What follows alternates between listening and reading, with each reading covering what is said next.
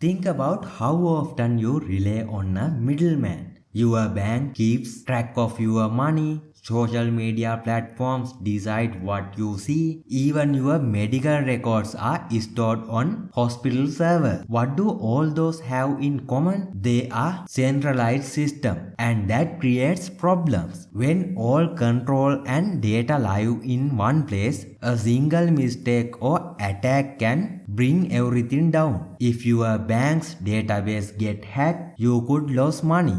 If the company's server go offline, you lose access to services. And if someone manipulates the system, your trust is broken. This is called a single point of failure. One weak spot that can affect everyone. Centralization also means someone else controls your data and assets. Bank can freeze your accounts. Social media platforms can delete your posts. Government can censor information. You are forced to trust that those authorities will act fairly. But history shows that is not always the case. This trust me model means you don't have full ownership or control of your own information. Blockchain offers a solution by spreading control across a network of computers instead of one central authority. Imagine having a group of referees instead of a single judge.